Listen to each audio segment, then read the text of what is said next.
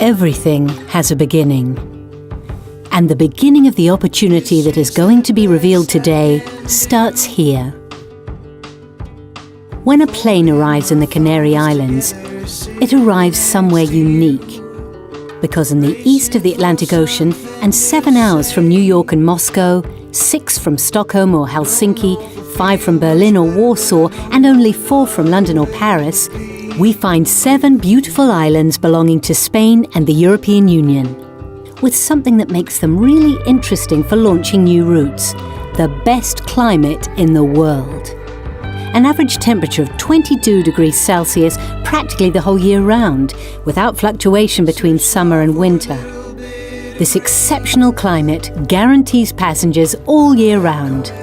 A seasonless destination, a leader in Europe.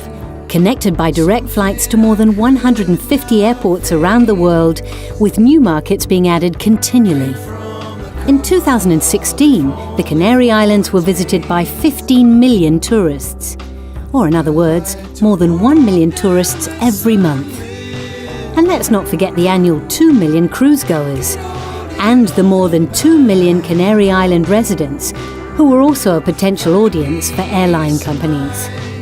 This all meant a total of 40 million passengers in 2016. The fact is that Canary Island tourism has really focused on connectivity over recent years, strengthening traffic at its 6 international airports and 2 local airports, with sustained growth since 2011, thanks to the commitment and involvement of the Canary Islands Tourist Board, providing relevant information about the destination, discounts on airport taxes and other items of interest to airlines, promoting the Canary Islands in the source markets for the new routes to the Canaries, sharing promotional material with the airlines, carrying out co-marketing campaigns, and providing information on the special tax system in the Canary Islands with the lowest tax in Europe.